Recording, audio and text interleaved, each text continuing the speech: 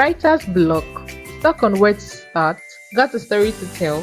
Not sure where to begin? Our publishing and editorial experts are here to help you draft, edit, and publish your story. Take the first step by booking a free consultation today.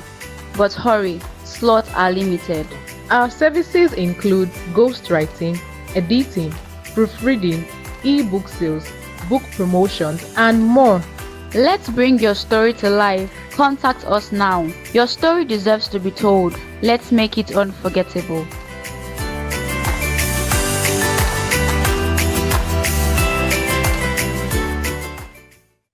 I just want to use the opportunity to thank each and every one of us for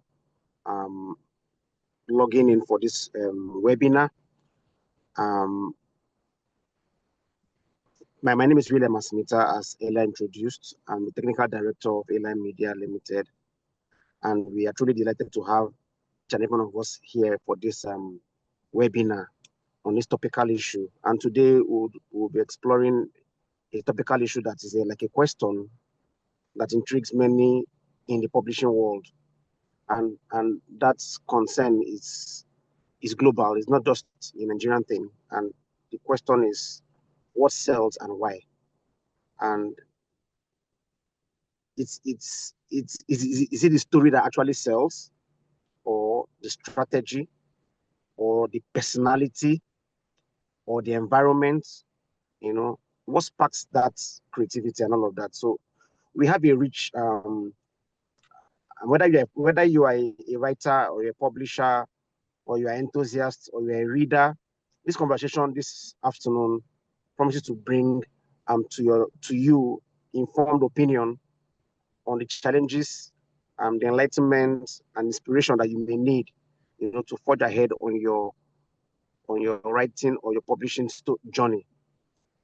In this webinar, we have a rich faculty spanning from writers, publishers, editors, production people, and then we are all here to learn, unlearn, and relearn.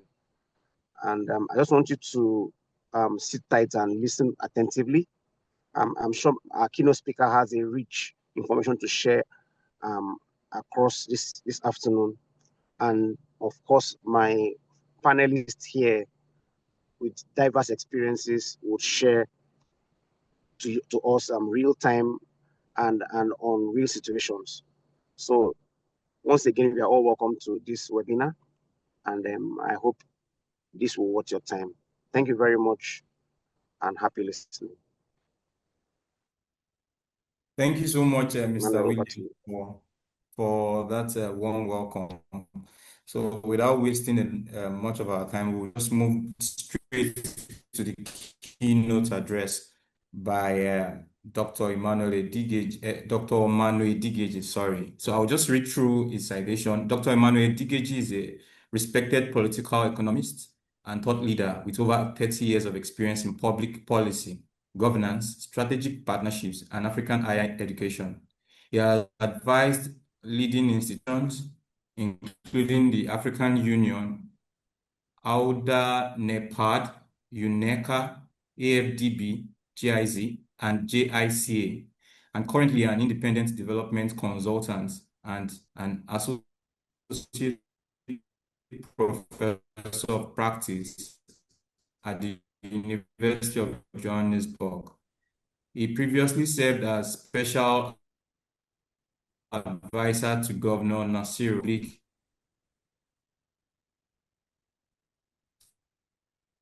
Service Commission, issued by Ella Media Limited in 2020, and Constructing a Democratic Developmental State in South Africa, HSRC Press, 2010, and is a highly sought after speaker globally.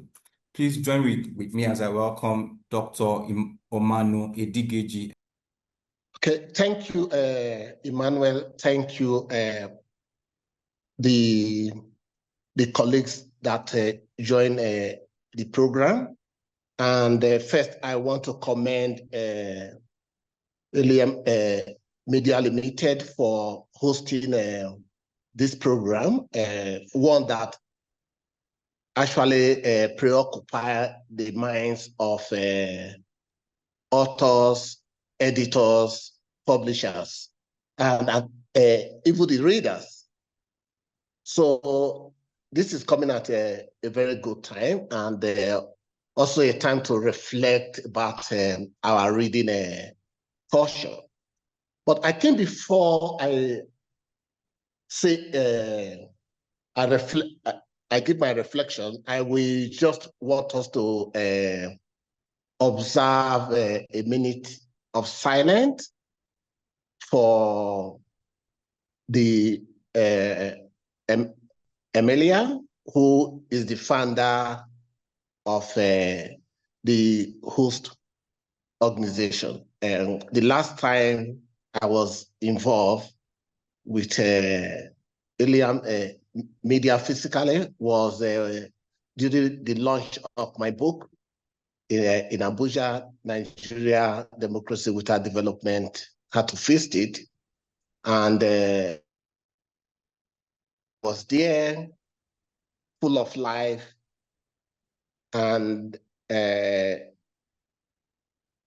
month or so later, she was gone. So I think I would want to pay my respect, and I would also want just request all of us to just observe a minute of silence for her. May her soul continue to rest in perfect peace. Okay, thank you so much. This is a pertinent issue that needs to be addressed. What sells and why? I have few points to raise. I have been an author. I think my first book that I co-edited was in 1992. The title, The Social and Human Rights. So I think I have some experience. Since then, I have published other works. Some I edited, some edited with other colleagues. They are academic books that are also policy relevant. So I will just want to flag some points. I have 6 key points to make. Not just thinking of myself as an author or an editor of books, but having worked with publishing houses and also trying to get your book sold. These are some of the things that I think one needs to reflect on.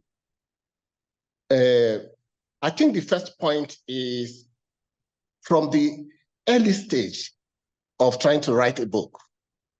As you think about writing the book, it is important first to identify a clear target audience of the work. That is the first point that I think one needs to reflect on. The second is to understand the local preference. If you are targeting, let's say, a country or a continent or a particular gender, there should be a clear understanding of who you are targeting. And if you are targeting a generation, let's say it is the Gen Z that we are targeting, it is a need to understand that from the very beginning. And I will give some examples as I go on. Then the third point is to choose current and relevant topics. The fourth is in writing books, write books that are of high quality with captivating titles. I will be giving an example as I go along. The fifth thing that what you think about in writing a book is use smart launch and marketing tactics. And I think this is where, particularly we authors, we tend to get it wrong in most cases. And the sixth point is leveraging multiple sales channels.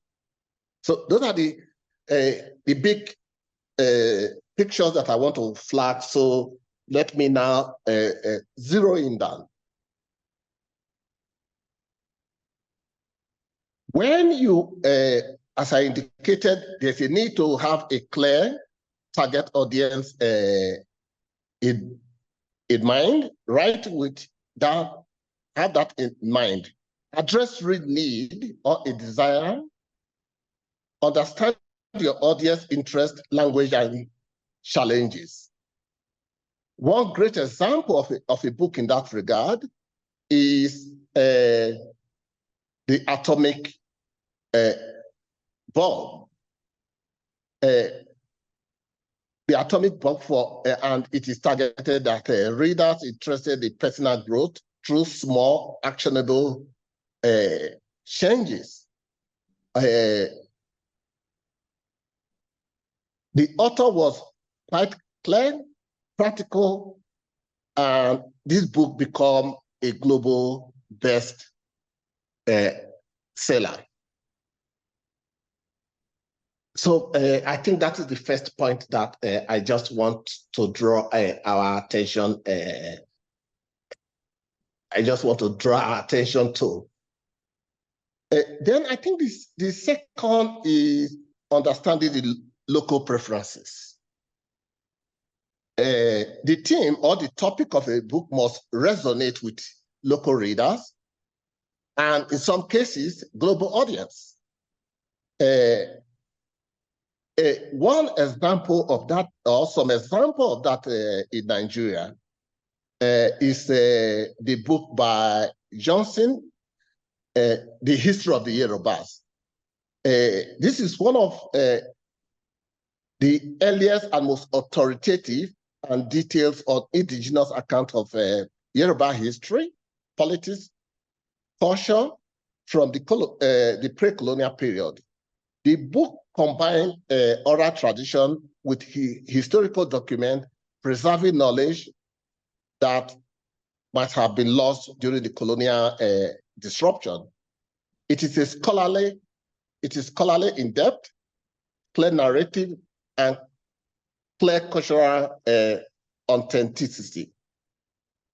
I think a second book, which is classic, is Things Fall Apart.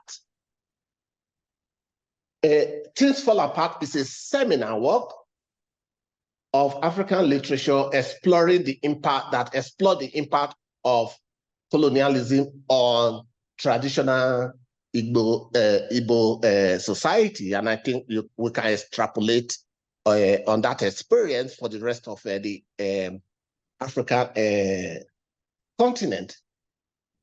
Then there is another book where the author clearly understands this time not just the local audience, but also the global preferences.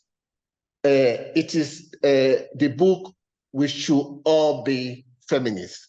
I'm sure we all know that by Chimamanda Adichie. This is really a powerful, thought-provoking essay that challenges readers to think critically about gender and feminism.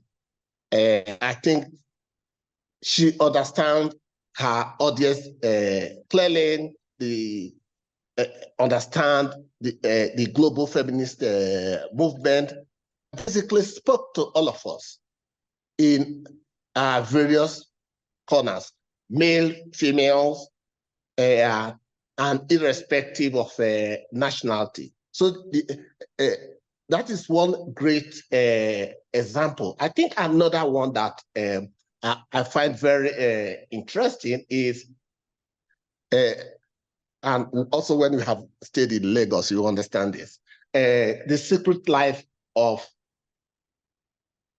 Baba, the secret life of Baba Yege's wife by Lola Shoneye. I'm sure we all know that. It is a contemporary novel exploring the complexity of polygamy in modern Nigerian society. We all Nigerians, polygamy seems to be, it is something that is in our faces. So we all will relate to that. These are books. All these are books that clearly understand local the local preferences, and some of them transcended the locality to become global and also become intergenerational. Like Things Fall Apart, written in 1958, still relevant today. The history of the Yoruba that I cited earlier was first published in 1921. Today, it is, the book was recently republished, and it is a classic bestseller. Then the 10th point is choose current and relevant topics. Topics that are relevant, books that will address contemporary issues, trend, societal need, they tend to sell more. Please, I'm not trying to blow my trumpet, but one example that I have, let me use the example of my book. It was published in 2010, Constructing a Democratic Developmental State in South Africa. This book became the publisher's second highest selling title for 10 consecutive years due to its timely and policy relevant content. Yes, I was away. I was in Nigeria for about 10 years after the publication of that book. But I go to conferences or I go to meetings and people said, Omano, thank you so much for your book. It helped us in a particular policy, or I would meet people who were students, say, look, when we were doing our PhD, your book was the starting point. And since that book was published, though the focus was on South Africa, but because I was very clear in the beginning that I am going to contribute to the global understanding of the concept of the developmental state and what developmental state looks like. Since it was published in 2010, there is no major work that has been written since 2010 that the book that did not reference that book. So choose something that is relevant at a particular time that people can relate to. Such books tend to sell pretty well.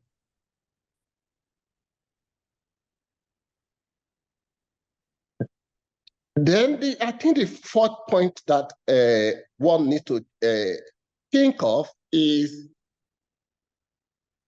they have to be high quality, book with high quality and captivating titles seems to do very, very well. And I'll give some, let me just give some examples here. The man died. To the point, you can't forget that. Once you see it, you will say, I've seen this book. The man died. The title is captivating. things fall apart again. The palm wine drunkard, Americana. Then, as a political economist, please let me give an example of some work in that area.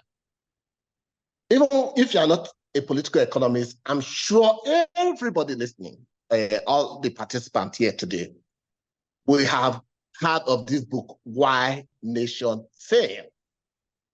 Captivating. Then a classic in my field,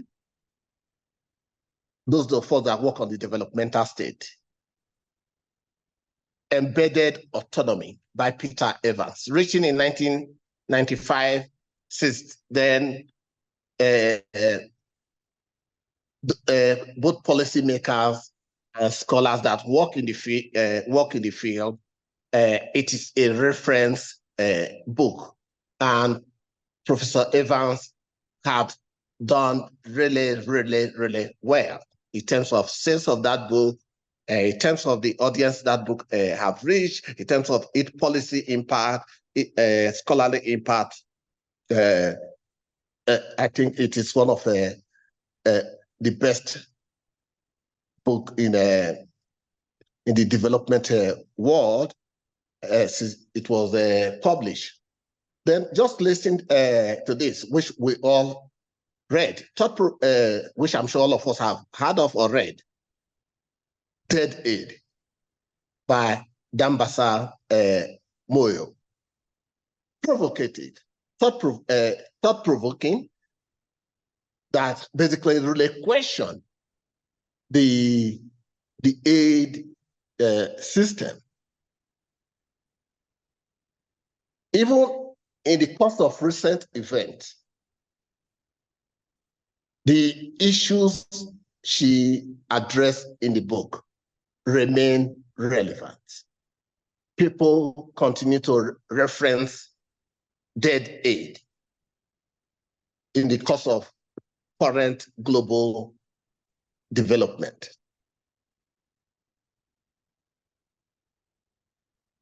So most of us who are authors, academics, we tend to stop in the first 4 issues that I have highlighted, and the remaining 2 issues, which are the key, basically necessary. The first 4 are necessary conditions for why some books are very successful, but they are not sufficient conditions.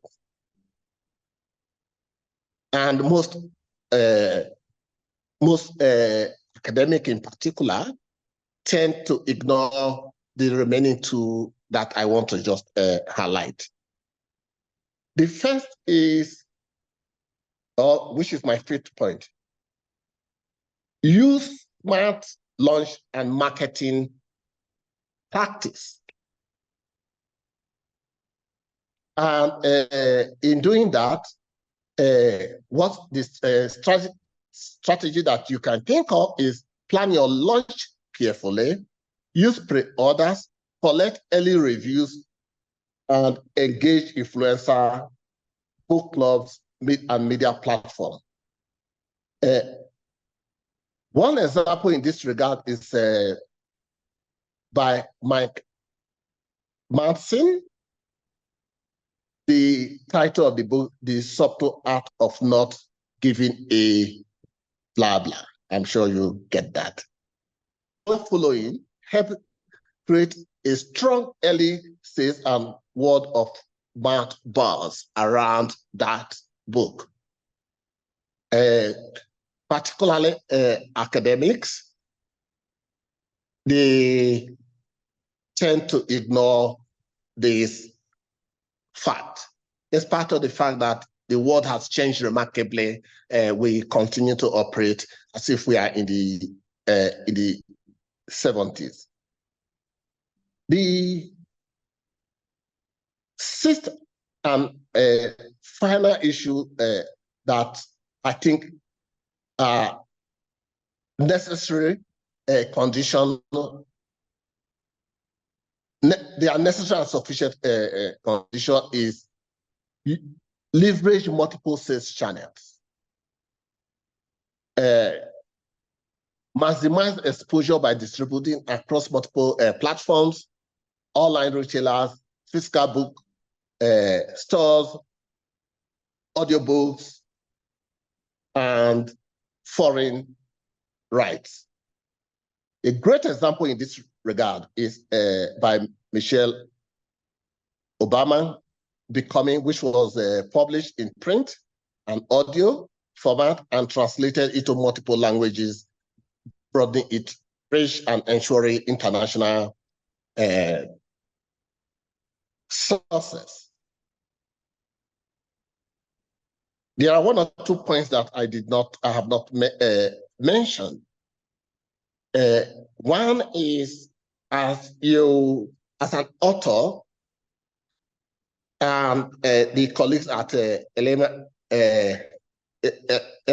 media, we shared this with you when they were publishing my book, Nigeria, Democracy Without Development. One of the things that I was quite clear about was I want the book to be scholarly relevant, but at the same time, presented in a language that is accessible. It was really difficult for me to try to have that balance, because my main target audience was academic, but at the same time, I wanted the average Nigerian to be able to understand what is in that book, because we can say we are not interested in politics, but politics is interested in us. So if you say you are not interested in politics, politics is interested in you. So I wanted a book that is accessible. And I think I can just mention one book that I read, and I could not drop it until I finish it. It is written by Hadiza El-Rufai.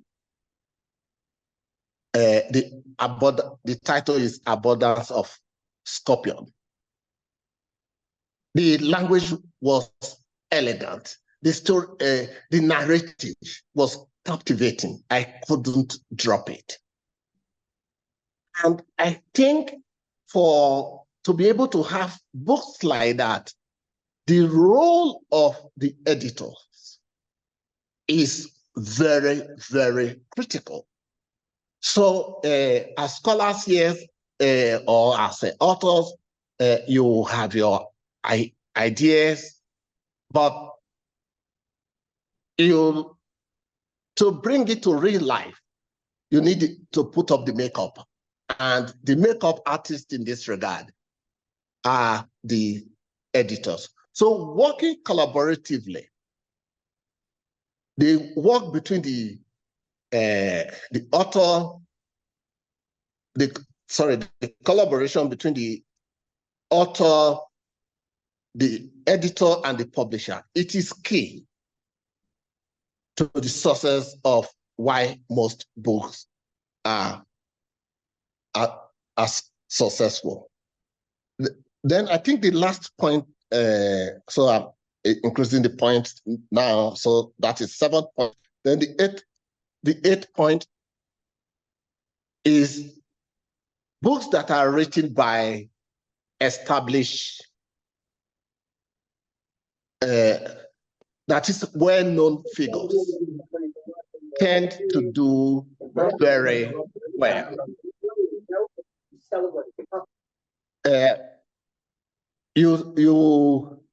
Almost every book written by a Nobel Prize winner, including our own Professor Wole, tend to do very well. And in the political, also Chimamanda, books written by her seems to do very well because these people have become a brand. So any book that they write seems to do very well. And one that I have a personal experience of is the accidental public servant by the former governor of Kaduna State, Nasir El-Rufai. That book still do very well. It did very well, sorry. And people continue to buy that book. So the established or such personalities, either they are celebrities or they are public figures or established scholars that are well known, their book tend to do very well. But for emerging scholars, the first form point that I raise, identifying your target audience, understanding local or global preference or preferences, choosing topics that are relevant, having let the quality of the book be great, and having a captivating title. Those are necessary for emerging authors. Having said that, I think a combination of these strategies will significantly contribute to the success of any book. However, the publishing industry is dynamic and influenced by many other factors, including timing, cultural trend, media attention, and author visibility that I have mentioned. That said, there's what I would call the political economy of the reading culture of Nigerians and Nigeria, which the concept note that the host sent to me, they clearly articulated. Our reading culture is very low. It's something that needs to be addressed. So you can have all those issues that I have raised. You can address them, and at times you will still have books that are not doing, the book will not do well because of the political economy of Nigeria, among which is one where we glorify what I refer to in my book, the God of money and the God of power. In the course of that, because of that, very few Nigerians will buy you a book as a gift. Or even when they buy you a book as a gift, it is not appreciated. People want the money. And we also have a political class that do not read. Even academics that do not read. And I'll give an example of my own book, Nigeria, Democracy Without Development. A number of universities in the world using it since it was published. It is in their library. It has been referenced by academics outside Nigeria. I have not seen any Nigerian academic review it. I have not seen it. I have not seen any, it is not to my knowledge that any Nigerian university library stock it.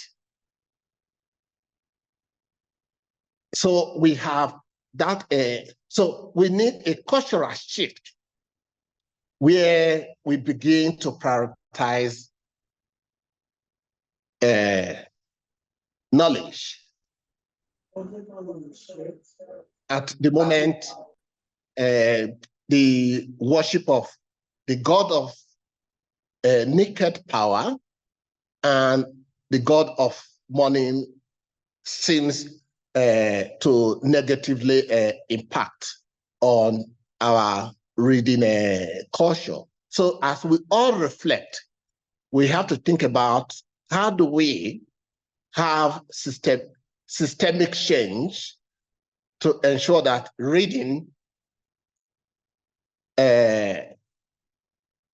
become a dominant culture, not just reading some of the things that we post on social media, but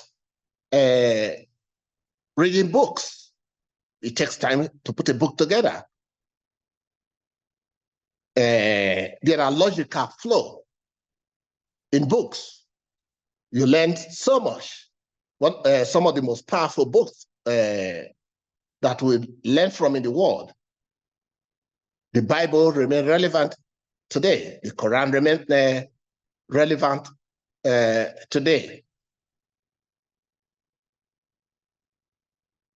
We need to give more attention to books. And I think the last point, we seem to also, which I'm talking about the political economy of the Nigerian reading culture, is where we have a policy dispensation or a political class that basically do not pay much attention to evidence-based policy making. How many of our politicians read? How many of them have library and personal library and read? I'm sure we can count them, in with our fingers. So until our policy are evidence-based, informed by research, and where we have a political class that also read and have a clear understanding of what is going on in their own domain and continentally and globally, then until we do that, then the reading culture and consequently answering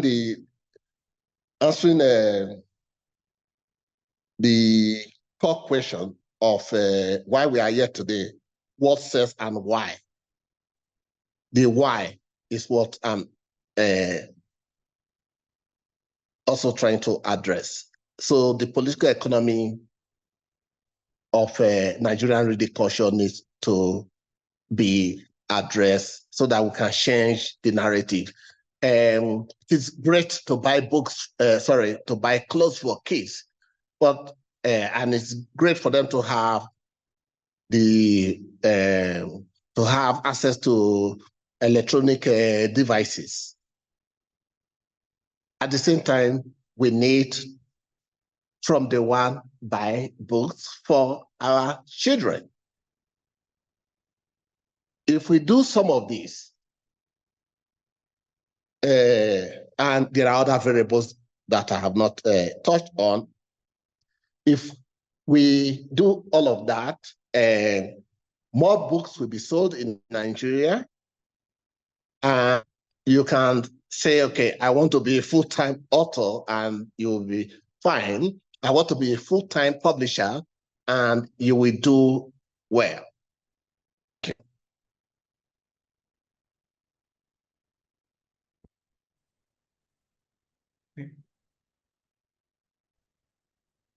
Thank you so much, Doctor. Thank you so much. I think you were so on point.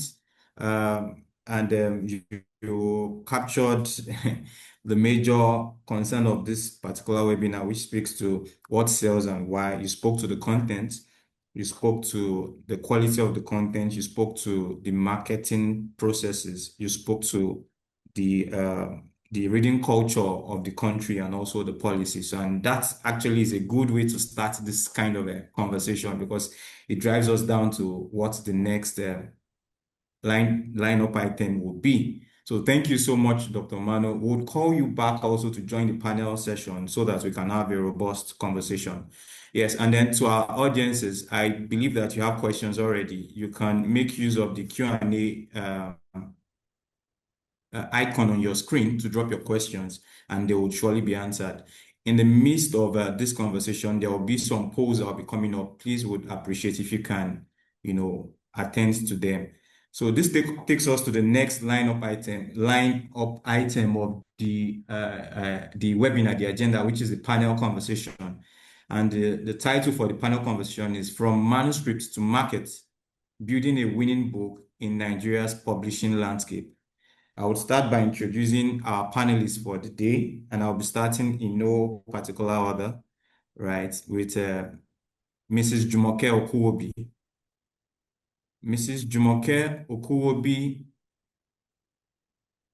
is a seasoned administrative professional with over 2 decades of experience in mid-management roles, specializing in human capital management, operational efficiency, and team productivity. With over a decade as a published author of literary fiction, Jumoke brings a unique blend of creativity and analytical skills to her work. With a background in the media, oil and gas, and banking industries, Jumoke draws inspiration from her diverse experiences and encounters. Jumoke's published novels include A Ration of Thorns, Spirited Obsession, When He's Not a Stranger, and Other Stories, and her latest release, Sabina's Lagos, Memoirs of an Aristocrat. She's currently working on a new project whilst continuing to weave a unique voice and perspective into the world of romance literature. Welcome, Mrs. Jumoke Okuwobi. Thank you for joining us. You can unmute your mic to say, and your video also. Thank you. Can you see me now? Yeah, Thank you for having me. Yes, you're welcome. So next on the list is Nkechi Usani. Nkechi Usani is a freelance copywriter, and she's an accomplished freelance copywriter who has been shaping literary work since 2018. With a background in law, she brings analytical rigor and meticulous attention to detail to every manuscript she handles. Nkechi has worked with a diverse range of authors across fiction and non-fiction genres, from self-published writers launching their literary careers to established publishing houses seeking polished, publication-ready manuscripts. Our collaborative approach and editorial expertise have contributed to numerous projects, such of which have garnered critical recognition and acclaim. As a member of the Society for Book and Magazine Editors, Nkechi remains current and industry standards and best practices. Our commitment to excellence makes her a trusted partner for authors and publishers at every level of the industry. Welcome, Nkechi Usani. Thank you for joining us also. Can you hear me, Nkechi? You can turn on your video and your audio just to say. Can you hear me? Yes, Emmanuel, it's my pleasure to be here. Good afternoon. Good afternoon. Thank you so much. Next on my list is Samson Aikhigbe. Samson Aikhigbe, in the simplest term, is a solutions provider. His passion lies in adding value, particularly for the average Nigerian youth. He believes that the tiny spark plug holds the key to moving the biggest engines. Hence, his idea of value creation is to push behind the scenes. His work revolves around creating solutions and brand consultations for organizations across all aspects of the economic ladder, along the lines of project management, media campaigns, and production, as well as printing. Is currently the brand consultant and production manager for Luli Concerts, a non-profit organization hosting music festivals and community outreaches in undeserved communities. His academic interests include history, politics, and international studies, peace and conflict studies, public relations, and media communication strategies. His life ambition is to be a better human being. Welcome, Samson at Aikhigbe. Thank you for joining us. Thank you very much. I appreciate the honor this afternoon. Okay, so the next person on my list is Rachael Eni. Rachael Eni is a writer who understands the power of language to connect, inform, and inspire. Her passion for storytelling, combined with a keen sense of effective communication, enables her to excel in creative and business writing. She has contributed to a broad range of work, including books, newspaper columns, internal communications, brand storytelling, and digital content. She has helped individuals find their voice and worked with organizations across sectors to express complex ideas effectively and with clarity. Rachael currently leads content and communication at Tivarri, a technology company. There, she plays a key role in translating technical information into compelling, user-focused content, ensuring that even the most complex concepts are accessible, relevant, and easily understood. Outside of her professional work, Rachael continues to explore creative writing. Thank you so much, Rachael. You're welcome. Please, you can turn on your mic and your video so we can hear you. Thank you, Emmanuel, for having me. Good afternoon, everyone.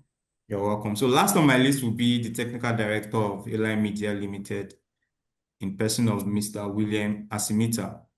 William Asim-Ita hails from Ikot-Ansa in Calabar Municipality, LGA, of Cross River State.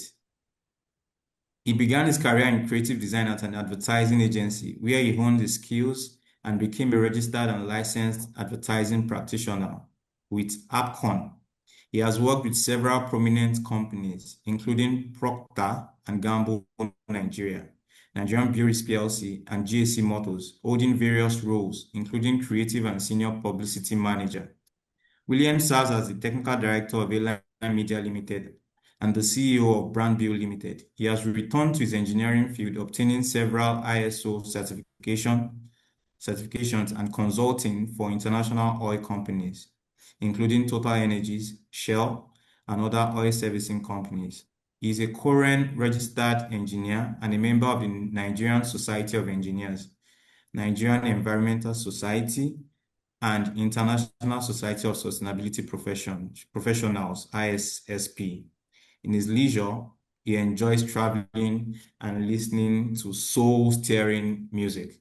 You're welcome, Mr. William Asim-Ita, once again. Thank you for joining us. Thank Mr. you. William, are you there? Yeah, thank you so much for having me. Okay, I think now we can just go directly to the conversation. I know there are a lot of questions in the minds of the audience, right? But we'll start with the first one. So I would ask, and this question goes to, I think, Mrs. Jumoke Okuwobi. What do you think sells a book? What makes a book sell, in your own opinion? In my own opinion, what makes a book sell is a combination of factors. It's the packaging, the story itself, the title, the work, the reviews, and the drive behind the book and the targeted audience. That's what makes a book sell. And the tools used in marketing the book is what makes a book sell. Okay, going by that, I think you're more on the part of the marketing, right? You know, if you'll be picking a side, will you be tilting towards the content or the marketing process to make, because, you know, we agree that there are several factors that contribute to it, but which should we be paying more attention to in that light? So I don't know if you want to answer that. Okay. There's no way you can focus on one without the other. Both of them have to work hand in hand because it's like a product and you have somebody who needs the product. What you have is a book, the contents of the book, the message of the book, and then how it gets to the audience, how it gets to the consumer, the person who wants to buy the book. who needs to read the book. It could be a variety of book, a variety of genres, like fiction, science fiction, documentaries, autobiographies. It could be any variety at all. But the audience and the reader is the end goal. And how you actually take it to the reader is the most crucial part. So you have something to sell to them, and you have how to get to them. Okay, thank you so much. I think that's a strong point. So, and it takes us to the next question, which I'll be asking from Rachael, who is much of a creative writer and a business writer too. So, Rachael, since you've been in that space, from your perspective, what is the role of a writer in ensuring in building visibility for a book? Do you think there are some specific things that writers should pay attention to ensure that their books makes it, in this space? Thank you, Emmanuel, for that question. Yes, definitely. There are things a writer should pay attention to. One of which is the timing and the relevance of your book. So, for example, there's a book, Original Sin, I think by someone who wrote about Joe Biden. When the book was announced, there was a lot of buzz about it because people were questioning, why is Joe Biden, incapacitated? Is he capable of, becoming president? Why is he running for the second time? And it wasn't helped even by the debate, the presidential debate. And there was a lot of buzz generated. But why I say timing is very important and why every author or every writer should consider timing and relevance is when the book was eventually launched, I think it was last month, May 20th, the buzz died down. Why? It was announced that Joe Biden, a cancer diagnosis was announced, and people saw, are you sure if we market this book or we talk about this book the way we ought to, it's not going to come across as very insensitive and very inconsiderate. And as such, you see a lot of people who initially wanted to read that buzz just almost died down immediately. Of course, people eventually bought it. Last time I checked, they are sold 7,000 books. But I know if that hadn't happened and if Joe Biden hadn't made the decision to step down, they'll sell a lot more because of the entire controversy. So as authors or as a writer, you need to consider who is reading your book. Is your book even relevant? If your book is relevant, yes. If they are readers of your book, yes. You use language that they can connect with. You use slangs, depending, of course, the type of book you're writing. You use language that people can connect, people can relate to, that people can take excerpts from, and then it will go over and they make TikToks about it. So yes, I agree. There are many things that writers should consider beyond writing, the relevance of a book and the timing you want to release it. Thank you. Yeah, so thank you so much for that. So if you speak about timing, so if I'm maybe an example, if I want to write a fictional work, I don't know how timing has to do with that, right? Because it's just something I'm thinking off the top of my head. So how do you connect that to timing, right? Because there are some people that have been writing books for, say, 3 years, and it's because they just feel that the book is not full enough. So let me just take this question to Nkechi, since she's an editor, and I'm sure she must have worked on different manuscripts in that light. When we speak about timing, right, and we speak about the content, so there are sometimes that I feel like I've not fully said everything in my head, and then I don't think that this book is awesome enough. In cases like that, what will you advise the writer based on what Rachael just talked about timing? Okay, I would say that you put it out, because even the best writers usually agonize over the quality of their manuscripts. The best writers are great self-doubters. And like Dr. Omano said, an editor's work is mostly one of a makeup artist. Your job is to put it together, in a way that is palatable to the audience, and you can get people buzzing. And just to backtrack to what Mrs. Okuwobi and Rachael have said, with regards to what's more important. I agree that content is important and timing as well. But when you put that in the context of the group think, and herd thinking that happens a lot of the times, I think that the content and timing would slightly pale when compared to the marketing. And when we think about how often, just creating the buzz about a book causes people to read it. And I'm sure this has happened to a number of us very often. There is a buzz about something, you go, you read it, or you watch the movie, and you find, what's all the noise about? What was all the noise about? The point is, you've bought the book, you've watched the movie, which is what ultimately the writer, the movie maker,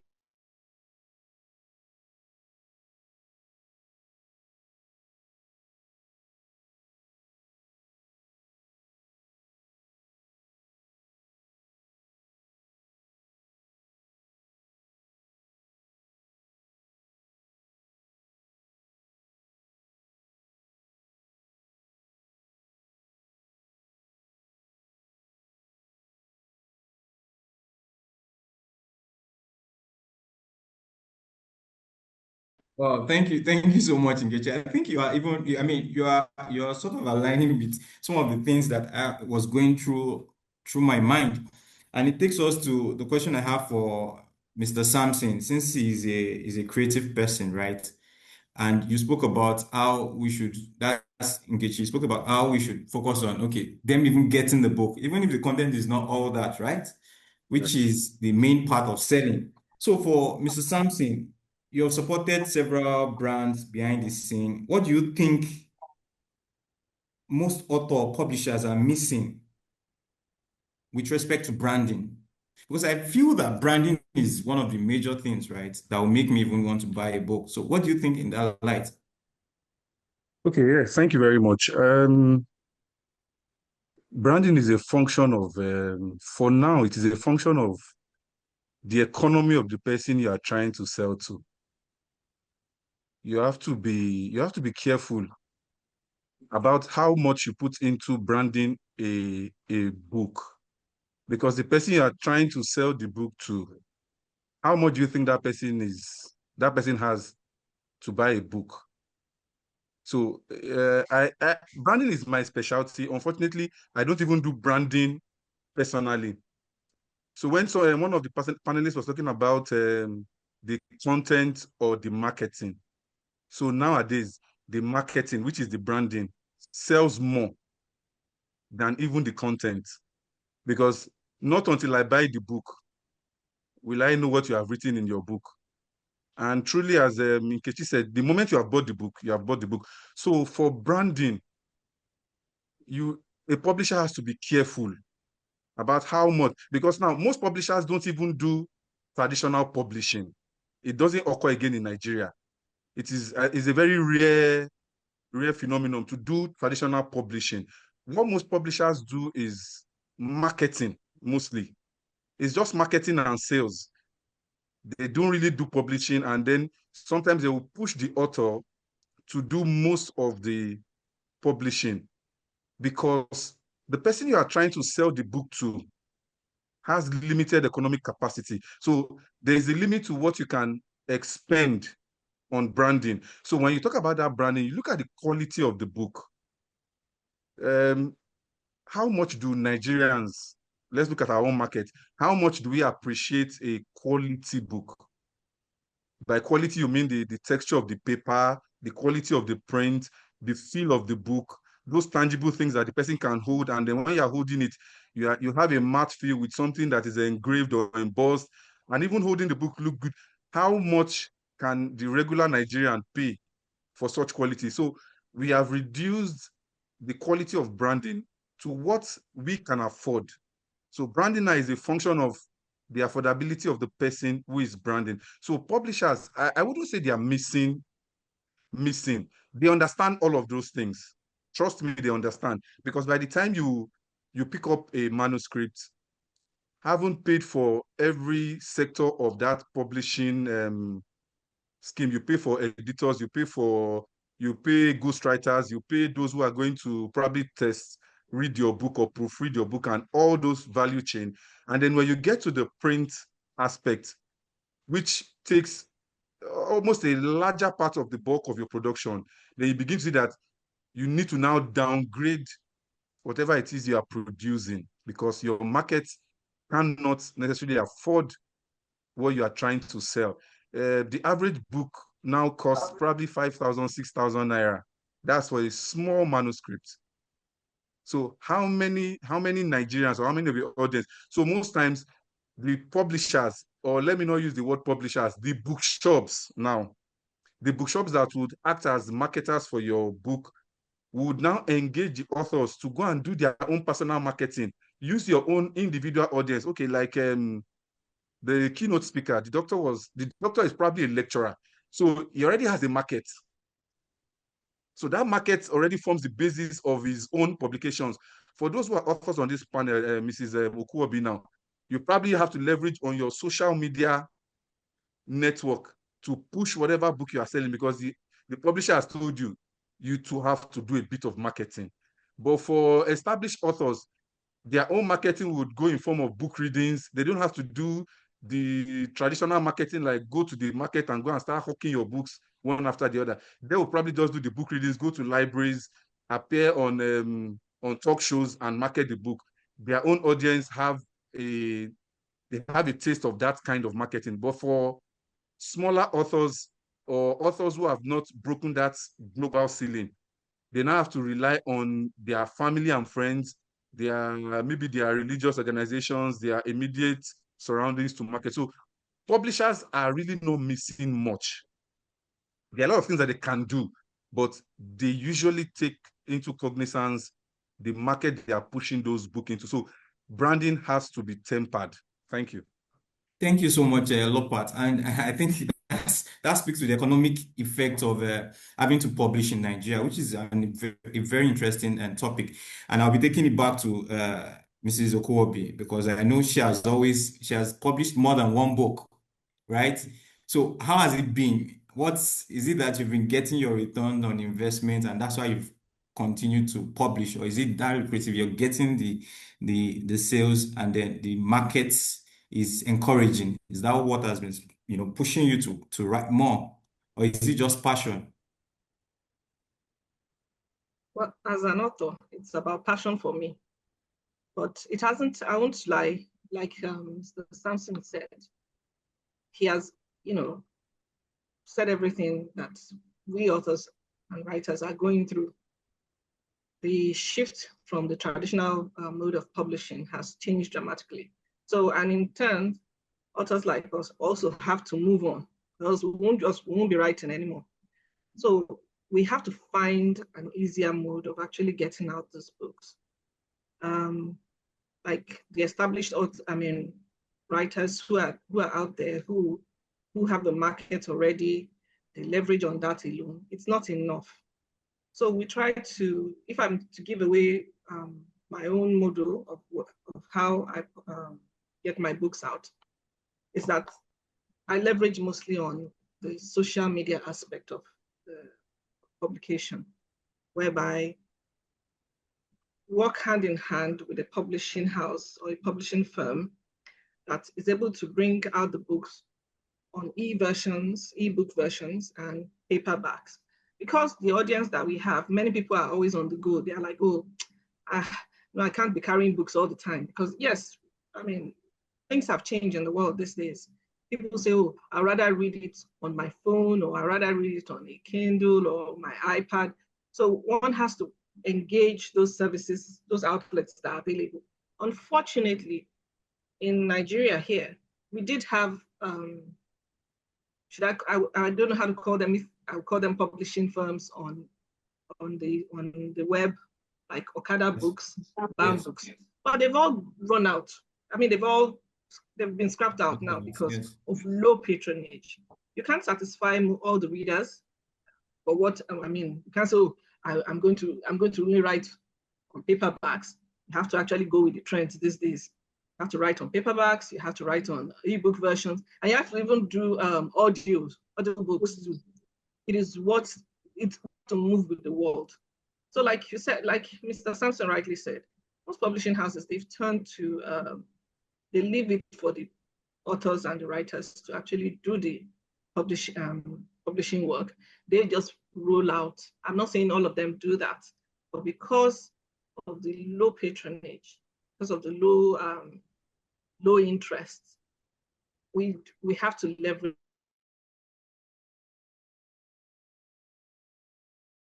I didn't get your last question. So I think I didn't fully hear you all through, but I got you to the part where you said we have to leverage some other means to publish.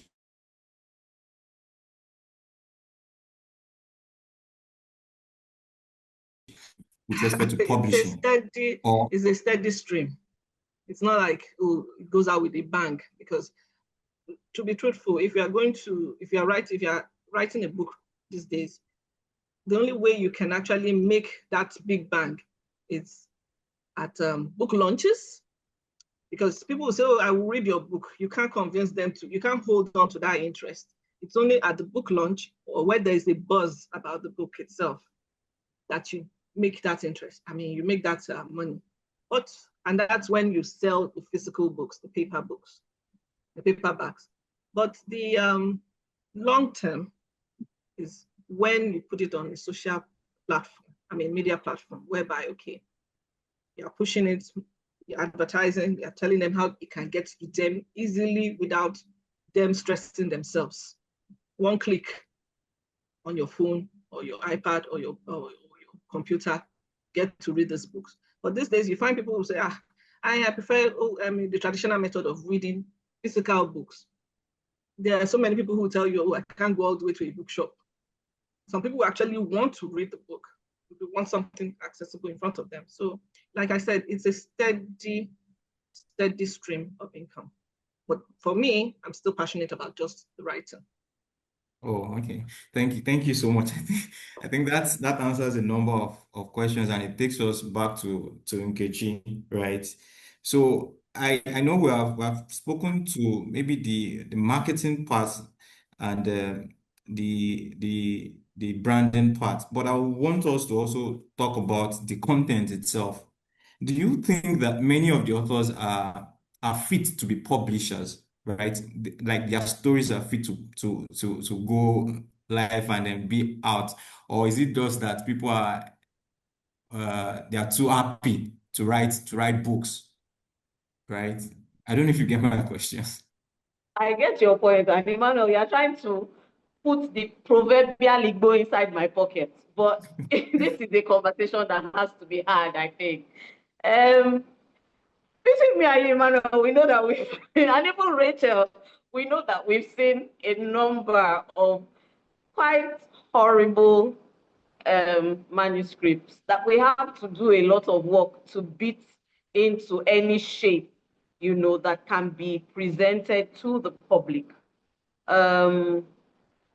In fact, recently, sometime last year, I had an author who was writing a book for students on a study topic. I'll purposely leave that vague.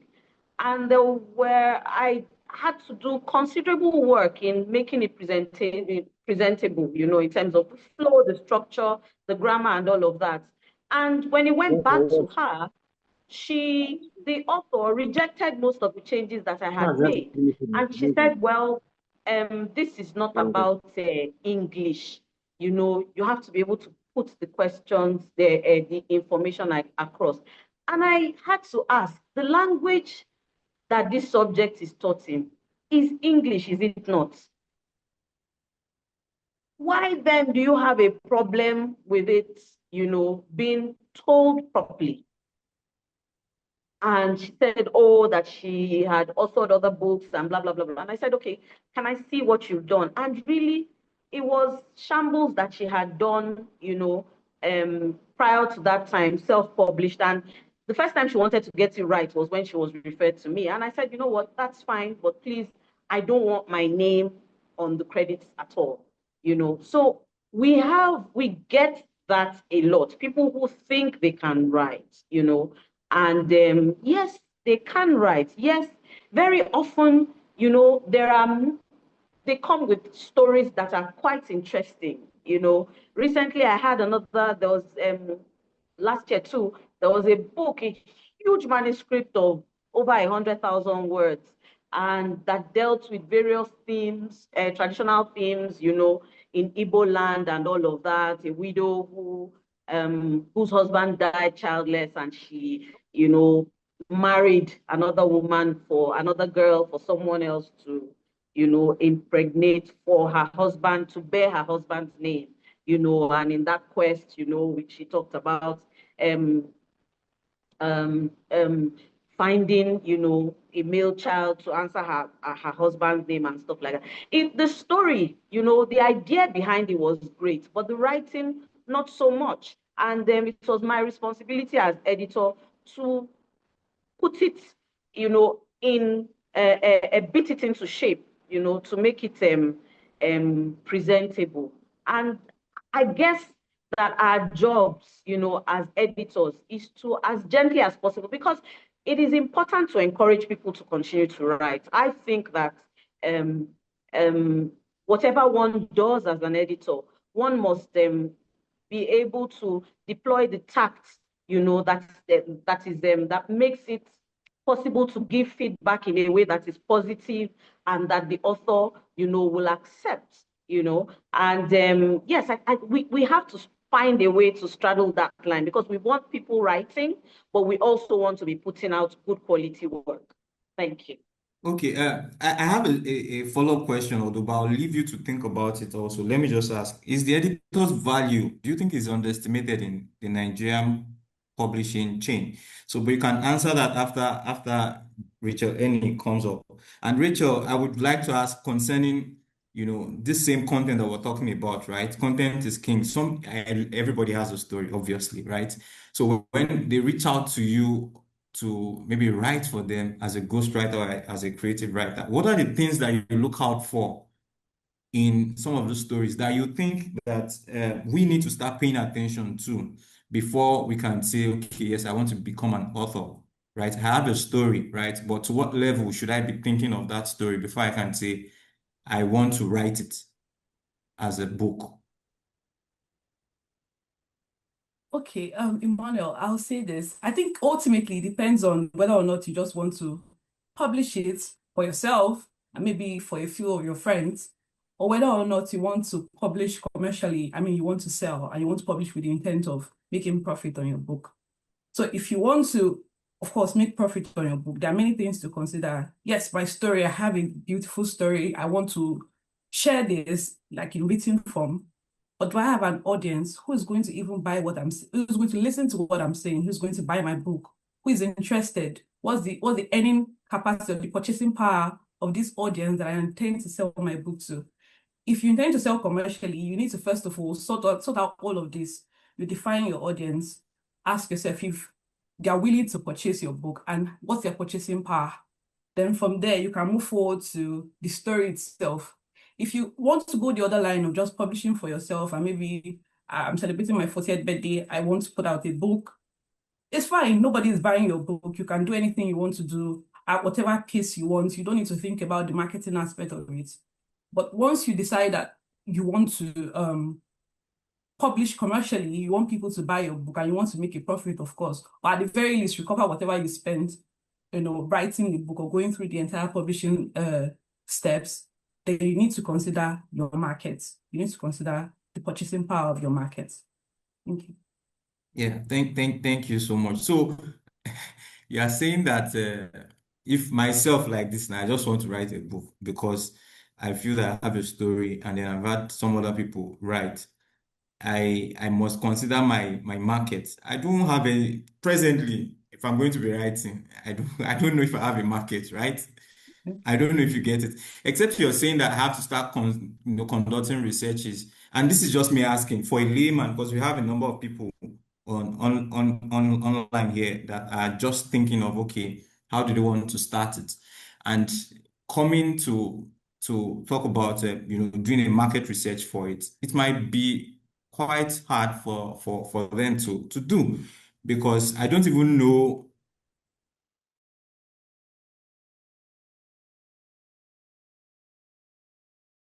I don't even, for a person that has the mindset of, I want to do this in a long-term process. Okay, I think you need to consider who your book is for. At least before you start writing, there needs to be somebody you're writing for. Okay, who do you intend? Who is this story for? Is it for, say, for example, feminists? Is it for women? Is it for men? Is it for, I mean, just For determine who both. you're writing, Is who it is for going both? to read your story and enjoy, who's going to, what are they going to walk away with? Who's going to read your story and enjoy it? That's the first thing you need to do if you want to, of course, publish commercially. Then when you now do that, because you can say, oh, it doesn't matter. It will matter eventually. I say this from experience. I've met people who've been so stubborn, and they tell you, I have an audience. I be like, who is your audience? And I tell you, don't worry, I've got that figured out. Okay, let's go, let's start.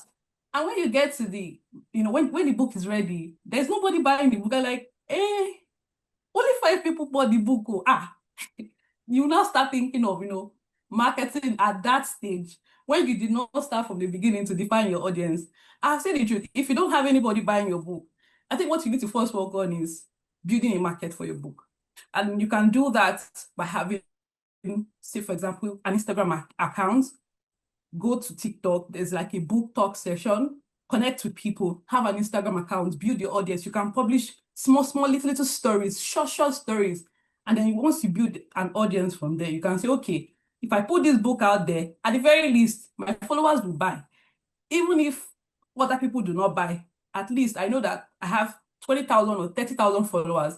If I'm able to convince 1,000 of them to buy my book at 5,000 naira, it's something. You start from there.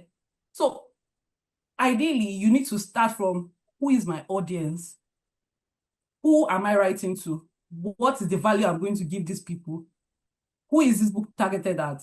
Once you can nail that down, you can identify that. If you have the budget and you don't want to go the route of building a community, of course, there are agencies that handle marketing. Even your publishers will direct you on what to do if it comes to that, as long as you have a very big budget to go all the way.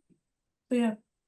Yeah, so thank you so much. Thank you so much. So I just had to ask that, like I was a layman, coming into the industry, and that was very, very clear. So, Mr. William, are you here? Can I go ahead with you?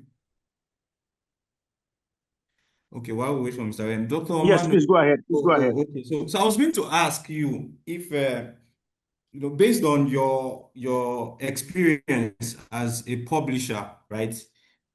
I'm thinking that maybe there needs to be a mind shift between writing for returns and writing for passion. So what will you say in that light, for so that we can be clear if, okay, the publishing space is a marketable one, is a social one that you can always get your money back, is lucrative, or the publishing space in Nigeria is just for us to get our legacies out, and then after we're gone, we have something that is speaking to us. Okay, thank you so much for the question, and I want to thank all the past speakers. I've heard a lot from the different speakers, but I don't want to say something about book publishing. The first thing I will start to pull is, what is the source and the motive behind what you want to put out there? This is a very fundamental question and a very fundamental aspect of whatever you're doing, even in arts, music, across all spheres of life. Sometimes you find out that the people that want to publish these books have very wrong motives. Some people say, I just want to be known, I just want to be heard, I just want people to, I just want to have the boss and all of that. But if you're looking at it as a business, in a business perspective, the question is, how much do you have and how much return on investment do you want? That's where you sit down and do your maths properly and see the market structure, the cost of production, and everything, and then you're now behaving and thinking like a businessman. So you just need to define, first of all, do I want to make it for profit, or I want to make it for the fame? Now, back to the source. I talked about source, the source of your book. People get, let us not play down on this, because the source of anything you do goes a long way in, some people get their inspirations from nature, some get it from God, some get it from the shrine, some get it from different places and all of that. So the source of your inspiration and the way it is communicated are two different things. There's a book I saw. I said, you might said there's no book I've ever written this way. The book is written in English, written in Pidgin, and also written in some vernacular style. That's a different style, an unconventional way of writing that book. And the person said when he was dreaming, he got that dream and that inspiration, and he decided to push it that way. And then we were on campus, and I started my publishing stuff on campus. On campus, and we published that book. The first on the launch day, so I won't call that a launch because it was on campus. It was just students, but on campus, we sold over 1,000 copies of that book. It was sold out on that day, and then we didn't have WhatsApp, then we didn't have Instagram, then we didn't have all of these things. Now, two things really played out for him there. People were emotionally attached. That's where emotional attachment comes in. Where people emotionally attached to the way he, spoke about the book, and the snippets of the portions of the book that was read out. And trust me, the title of your book also has a role to play in your marketing. You may have a fantastic content, but the content is fantastic, but the caption of your book may just make people not to look at it. For example, when like someone say, "Waiting lawyer, they do self." Not just imagine you writing that as a title of your book. "Waiting lawyer, they do self." I tell you, it's going to spark curiosity. So if your content does not spark curiosity, then people you may not really get that good marketing that good marketing bite. So back to what I said earlier on, the motive, the source. Then if you're doing it for business, you now look at, okay, if I'm doing it for business, then I would advise anybody that wants to write, go educational.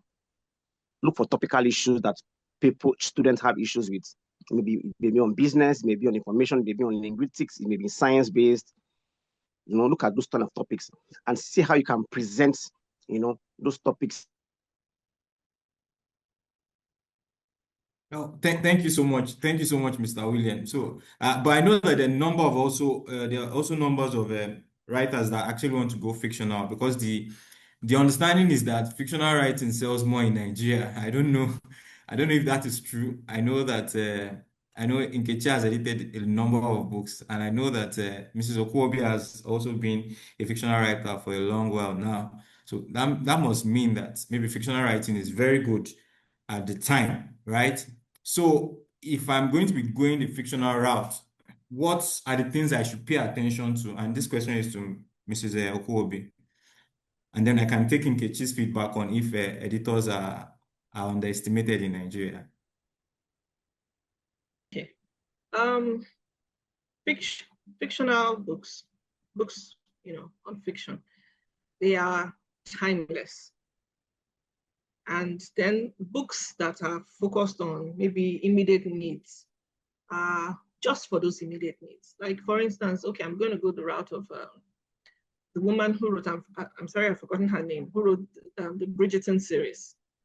Many years ago, when she wrote that book, she did not know that it would be, it would blow up like the way it blew up in the late 2020s when it became a movie, a series. But when she was writing the book in the early 2000s, she probably was writing it out of her own passion for, writing the book. It's just like with me now. The kind of books I write are books not just for the moment. They are books for, years to come or even years past. My recent book is a book on history of Lagos. And it's still applicable even to many generations to come. But that's not to say, so when you're talking about fiction writers, maybe people who write motivational books or people who write books, autobiographies and stuff, or books just out of passion or or even, I mean, some sort of, I don't know what to call it. I'm not very sure what to call it, but the thing is, fictional books, they will always sell. They will always have their market because the needs of the audience out there, they are numerous. You can't focus it on just one particular timing or one particular need. It's a variety of needs, and fiction does that. It answers, I mean, it could be fiction, I mean, murder series, it could be romance, it could be thrillers, and so on and so forth. It will always appeal to the readers, no matter the timing, no matter the circumstances. Thank you so much. Thank you so much. Nkechi, do you want to go now? Yes, I would like to. It's very interesting, hearing the views of everyone, particularly Rachael's and Jumoke's, with regards to the audience one is thinking about when you are writing. And Rachael is absolutely correct. You have people who come to you brimming with excitement. Oh, I have a story to tell and everything. And because you are an editor and you understand, you are an editor or a publisher, and you understand the process and you have a fair idea what the costs are, you know that it's not something that should be, a writing project is not something that should be undertaken on a whim. So, like Rachael, what I've taken to doing whenever people come to me excited, I think I should tell this story, is to sort of just place their feet on terra firma and ask them, so who do you think, what is it about your story that you think it's important to tell? Oh, and they begin to tell you about their backgrounds. Most of the time is how they've succeeded and blah, blah, blah, blah, blah. And, because people are usually thinking with the constraints of their immediate environment in view, they think it's a wonderful story. But as an editor, that it's a dime a dozen. You know that there are many, stories like that out there in the market. And if anybody is going to write, you need to be able to show what's different, what's special about your own story. Nigeria, like Samson said, Nigeria is not the sort of place where you have the disposable income to buy a book. I don't think that the average book is 5,000 or 6,000. If you go to Latena, you go to Pataba, you go to Roving Heights, the average is about 10,000, 12,000 for paperback. For people who prefer the hardness and the sturdiness of a hardback, you need to be prepared to shell out more. And so when you begin to bring these truths home to these authors, they're thinking about, okay, they don't want to jettison the idea. Instead, they want to get quality for less than what it's worth. And so when you begin to tell them, okay, this is what it will cost to ghostwrite, this is what it will cost to edit. For example, I'm working on a manuscript now, and the guy said, oh, everything is ready. It just needs to be published. And I'm like, okay, let's give it a look. And you find that you are constantly weaving in and out of wearing a hat, the ghostwriter's hat, the copy editor's hat, and the proofreader's hat. That's what you find yourself doing. And so you are hard pressed to explain to this editor who thinks he has done a wonderful job, who thinks he has a great story, who thinks he has great writing capabilities, and really is doing you a favor, giving you this wonderful manuscript to beat into shape, as it were. So yes, our job as makeup artists, as Dr. Omano has said, is grossly underestimated. But one other thing I've found is that the authors who appreciate your work, they won't stress you as much as those who don't.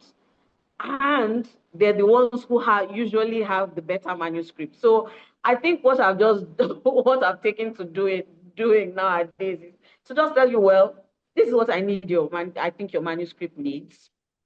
If you have no idea what it's going to cost, well, I can put you in touch with somebody who will tell you what it will cost to publish it, you know, the necessity for ISBNs and all of that. And this is what it will cost for me to edit your book, depending on the amount of work I have to do. If you are realistic, then we can have a conversation about what ways we can help you, you know, do what needs to be done within your budget, you know, and I found that that works a bit, and it's only in very few occasions where you have people who are, you know, recalcitrant and, you know, tell you, oh, this and that and the other. But yeah, our jobs as editors is grossly underestimated, I think so.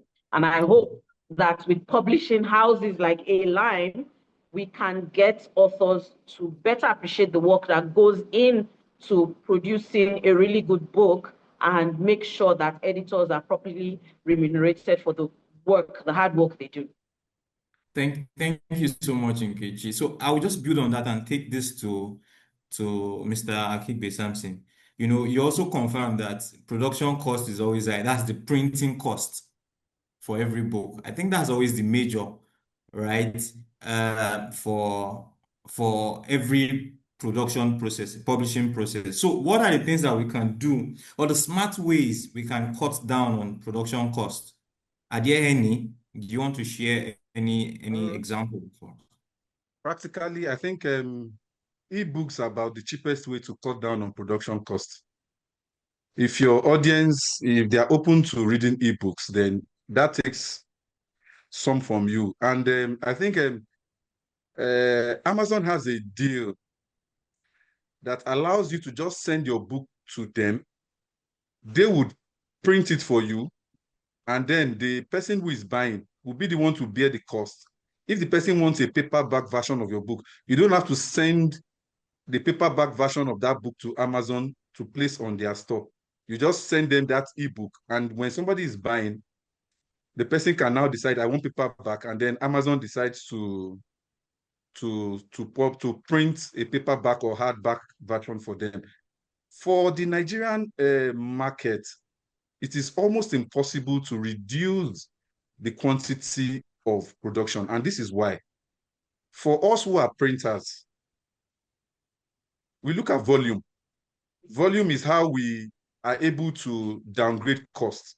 So they will tell you our basic language is the more the quantity, the lower the price. So what do you mean? What is more? What does more mean to an author would think that, okay, more is 1,000 copies.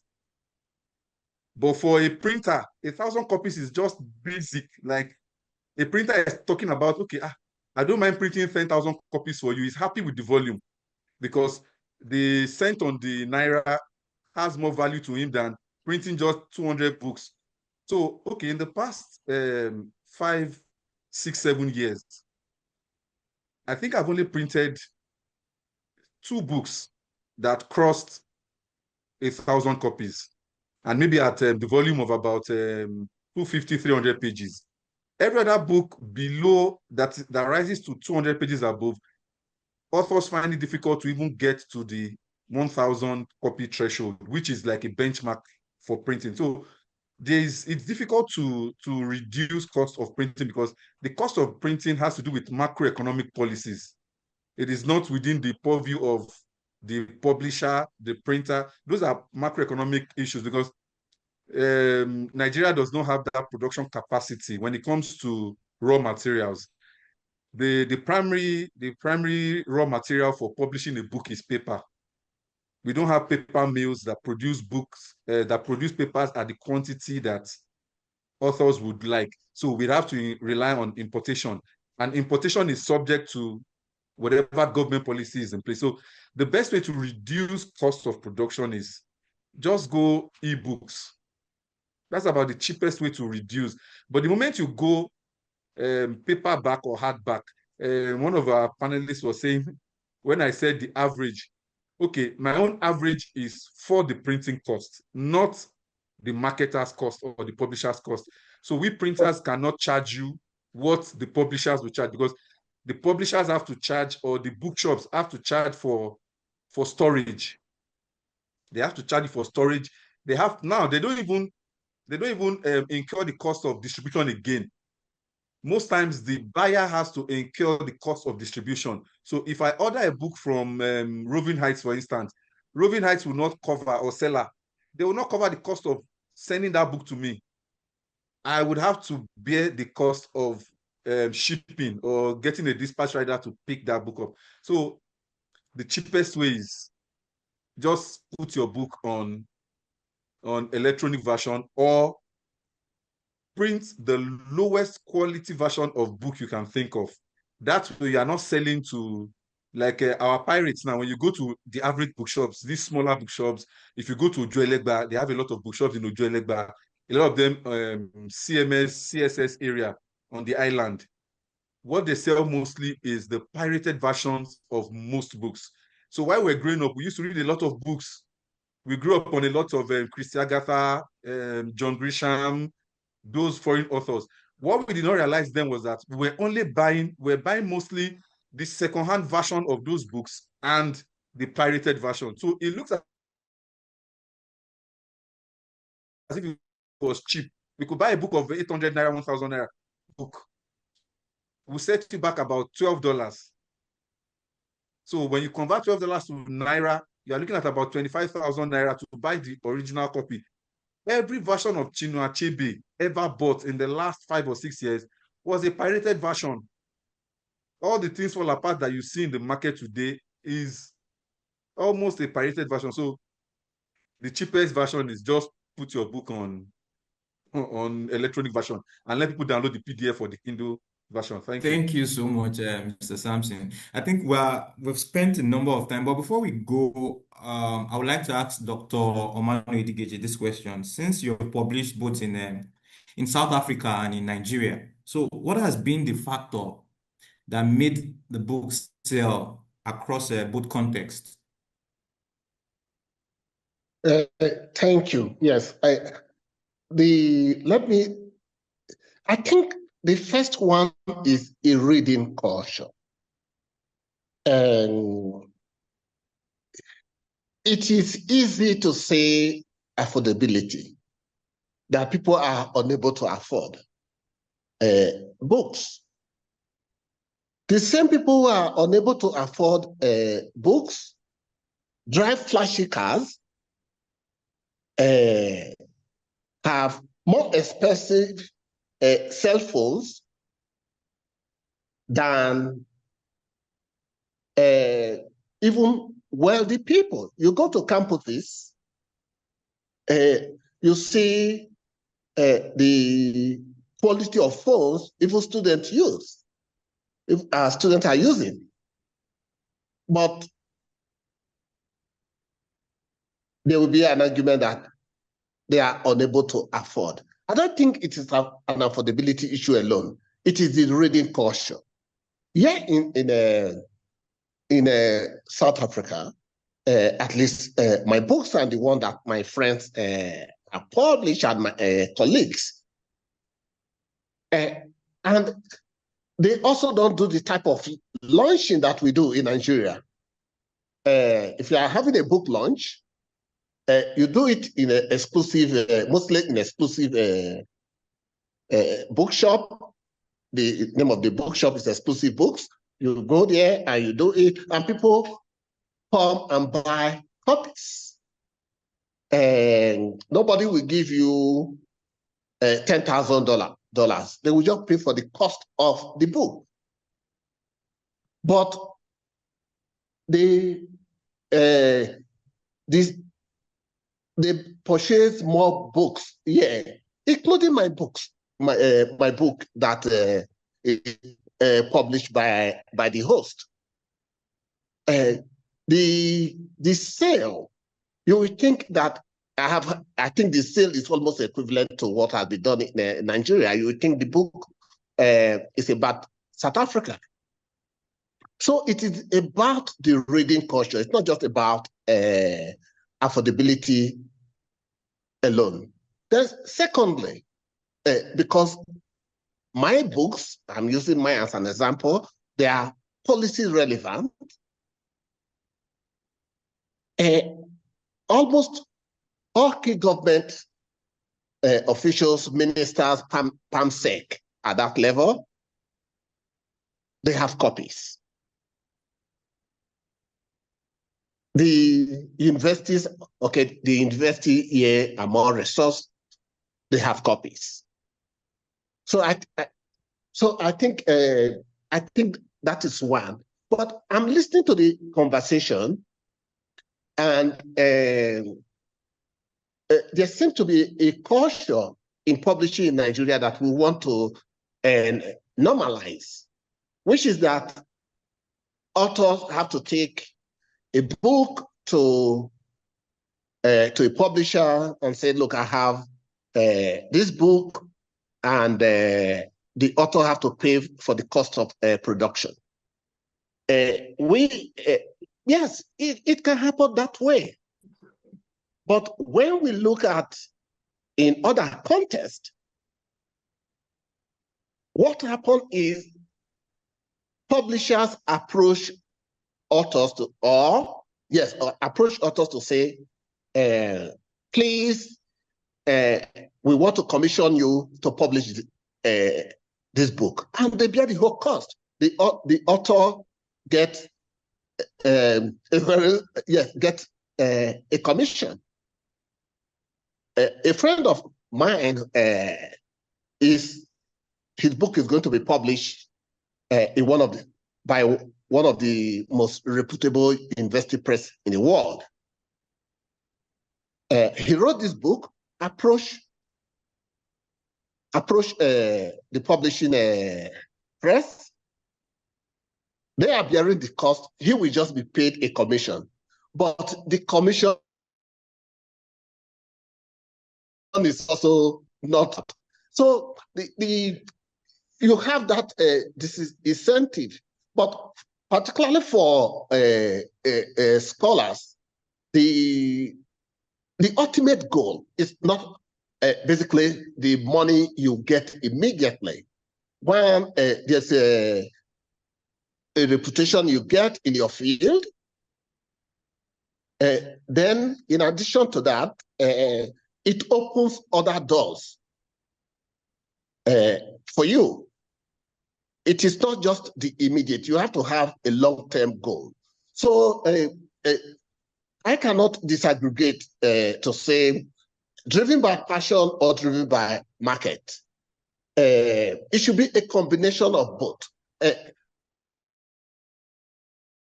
My passion, my work is about societal change.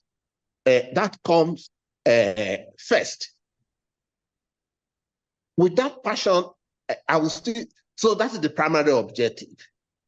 Then I think about the economic side of it. So you need to have that balance.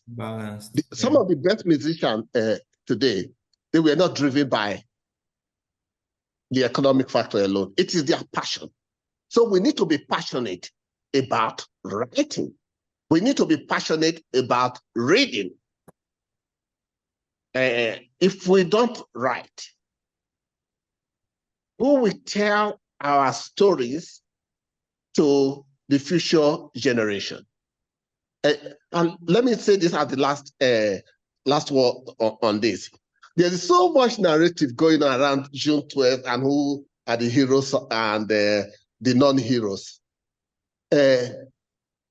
I'm sitting where I'm sitting and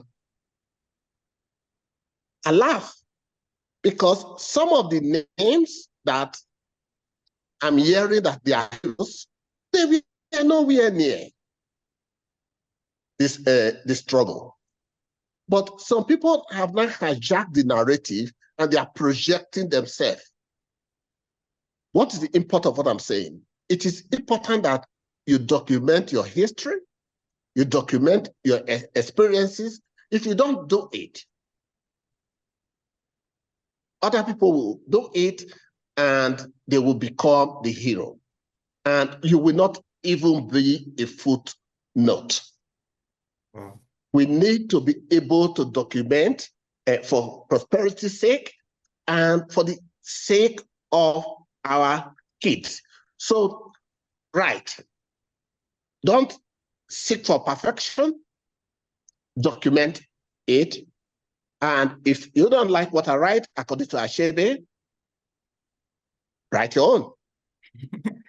So I think that sums it up. Thank you so much, Dr. Omano. That was very profound, speaking to the fact that we have to write both for passion and for the economic value too. And that's very interesting to hear. So I think we'll just take the Q&A very fast, and after that we'll take the final words from our panelists, and we can call it a day. Please, we apologize if you're spending maybe a little beyond 2 p.m. So the first question from Daniel Ofini says, how can authors navigate the changing landscape of book publishing, including the impact of AI and automation? So I don't know. I think Mrs. Jumoke, I don't know if you want to take this, or let me just read all the questions and then we would. So another one says, as a writer, from your assessment, what particular niche thrives more in Nigeria? I don't know who is best to answer this. And then another one says, as an editor, at what point is my manuscript good to be published? And I think that goes directly to Nkechi. Another question from Akimumi Kenya Kumojo says, how does AI like ChatGPT disrupt the entire value chain, from idea generation to writing to editing? People churn out books these days so fast using AI. And while we need to leverage AI because it is the future, how do we also balance it with originality and creativity? That's deep. The last question says, since the world has gone digital, how can emerging writer build following on social media before publishing a book? So I think Mrs. Jumoke can take the first one on how authors can navigate the changing landscape of book publishing, including the impact of AI and automation. Okay. The first question, he said, how can authors navigate the changing landscape of book publishing, including the impact of AI and automation? If I'm able to understand what he's asking, he's talking about the impact of AI now on, in writing books. I think AI presently helps. You can just give it a narrative and it comes. Okay, there are two things. There are two ways I think I can answer that question. These days, you find AI helping when you are crafting your sentences or maybe getting the words out, and they give you a better, a smoother way of bringing out the words. Or the other AI is turning into visuals your words. I mean, especially, let's say, let me give an example now. I'm writing about a man and a woman in a car or in a taxi, and they are going somewhere, and you transform it into visuals, pictures. The thing is, the traditional approach is that we used to, we'll still need traditional approach to writing. In writing anything, in generating AI, you have to actually write it the traditional way out, bring it out, pen and paper or on your keyboard. And authors are leveraging on this, leveraging on AI helping them. It doesn't remove from, one has to be very careful. It could take over your writing, or you could manipulate it to suit your writing. So the changing landscape of, in terms of book publishing, and you're saying, oh, I want to use AI to change that narrative. It's still the creativeness of the human gives it out to AI to actually form this thing. So in the process, every day we are evolving and we are changing. Even the people that write up all this AI data or whatever, they are human beings who are still creating those things for AI to actually make better. But it's what we feed AI as creatives is what we'll, then we'll get a result from it. So if you're saying that we are, the impact could be positive, but there are some people who just totally rely on AI. They just feed it one word and tell the AI to do the rest.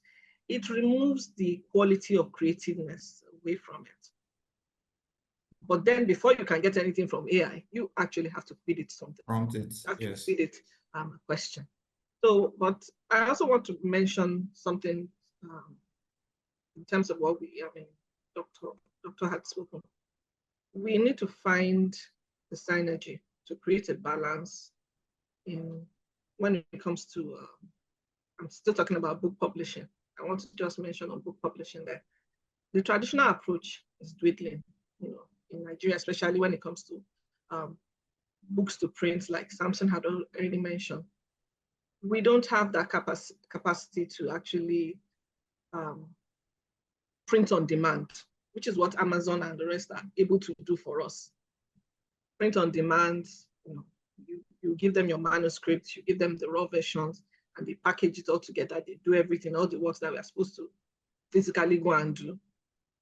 An app is already packaging it for you here. And that's one of the positive impacts, like you said, like this person has asked. AI has. AI is able to, every day they are also upgrading their own app there.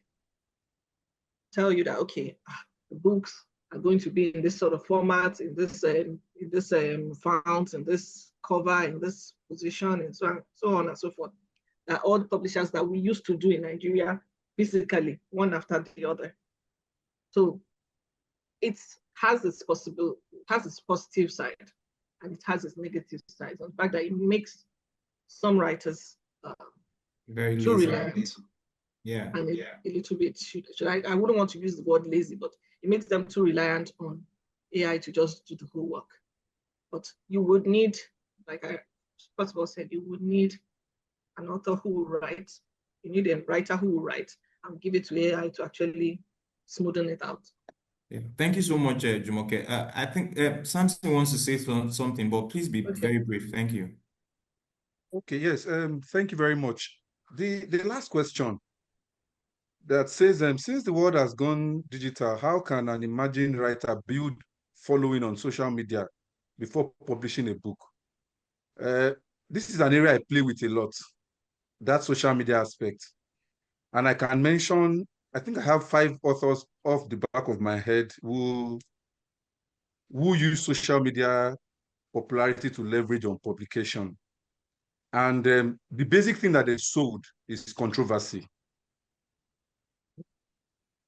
They used controversy to build, some of them positive, some of them negative, to build their network. Okay, one of the positive ones, let me use that let me not use the negative ones. There's this guy called Tosin Adeoti. Is very, very popular on Facebook. Tosin Adeoti. He has authored about 2 or 3 books. Now, Tosin Adeoti leveraged on positive controversy to build a following. So after building that followership, he now started publishing. I think he has published about 2 or 3 books that have gone on to there was one he published that it took us almost the 3rd print run for us to even get a copy. That was how successful he got with that particular book. And then there are the other ones who used negative controversy. So I think controversy sells a lot. Billy Farotimi wrote on controversy to push that particular work that he did for one of those political books that he published recently. So I think building a followership on social media, if you do it the gentle way, it would take a long time. But if you now do the passive-aggressive way, not necessarily the negative way, passive-aggressive, you can build a social media following in a short amount of time and then use them as your basis for marketing. Thank you. Thank you so much. We're long past our time, so I don't know if we can just wrap up now, and so that we don't waste people's time or we don't take much of their time also.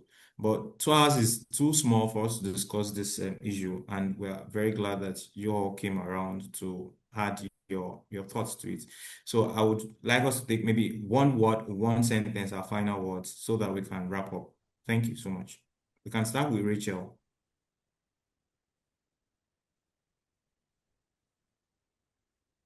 All right. Thank you so much for having me, Emmanuel, and thank you everyone for attending as well. I'll just say, if you want to publish, or if you're a writer looking to, put out something, just do it. Of course, plan, but just do it. Because sometimes even people who do not expect their books to sell, it happens. Something happens, something triggers it. Somebody takes an excerpt of the book somewhere and puts it on TikTok and it's going viral and they're selling. So yeah, don't be scared, just do it. Just make sure to follow, the important step. Don't skip an editor. Please don't skip an editor. Don't publish a book with blunders and grammatical errors. Don't. Thank you. Thank you so much, Rachael. So, Nkechi, can you go ahead? Yes, I'd like to just reiterate that it's important for these conversations to continue. I think they are very important ones to be had. The amount of information that I have received this afternoon, and I'm sure it's the same for everyone who's come on the webinar, is really very important. We all are stakeholders in this business, and unless we continue to collaborate and collaborate well, then the business will not grow. It will not grow. So thank you to A-Line for putting this together. And I hope that this is just one of many more, with this objective. Thank you. Thank you so much. Mrs. Okuwobi, over to you, ma. Okay. First of all, I want to say thank you, AML, A-Line Media. You were my first, and in terms of when I first started writing books, you're the first people who actually collaborated with me, and I'm very grateful to you. I just want to, mention from an author's perspective to inspiring writers and authors that they don't let the challenges overwhelm you. There will always be, we had challenges when one starts initially. You might actually be the one who finds the answers to all these problems and situations. So we should write. We should keep writing, and we should keep bringing out, putting out our creative tendencies out there. Thank you. And thank you so much to everyone, all the panelists. Mr. Samson. Yeah, thank you, Manuel. I sincerely appreciate the platform, A-Line, for this opportunity. I think my parting word would be that we can always leverage on technology. Technology helps us to reduce a lot of things. For those who cannot do traditional publishing, electronic publishing is a cheaper means. You can just drop the manuscript on those platforms and they take it up from there. So I think that's a way to do it. And I think I also align with Dr. Omano's thought process that the reading culture needs to do better. A lot of us have moved to survival mode. And when you are in survival mode, every other thing takes the back seat. So I think we can do well to improve on our reading culture. Thank you very much. Thank you so much. Dr. Omano, over to you, sir. Thank you so much to Elan for putting this together, and for to the panelists. And I think this has been also a learning process, I think, for all of us. Let's continue this conversation. If you have your thoughts, put them in writing. It is a process. You can't do it alone. Walk through the value chain.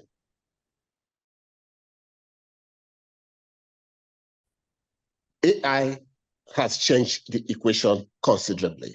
Leverage AI to in the publishing process, and our reading culture will change. Please buy more books for you to read. Buy books as a friend is having a birthday. Buy him or her a book. Christmas, Salah, whatever, buy people books. Let's encourage a reading culture.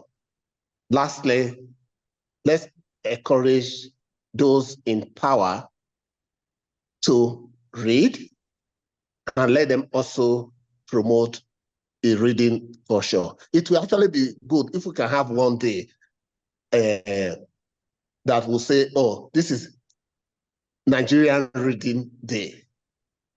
You can have that as a holiday or even as a symbolic gesture. Yes, Nigerians, we are said to be intelligent, that's acknowledged globally, but we need to read more and we need to also write more. Thank you. Thank you so much, sir. Mr. William, over to you, sir. Thank you so much, Emmanuel. Thank you, all the panelists on this call. I've really gotten so much value from you. We thank you sincerely. I just want to say that from the production aspect of it, which is one of the aspects that people are afraid of, you don't need to start writing your first book, Amanda's version, right? You could also, as a new entrant, try and see how you can come in.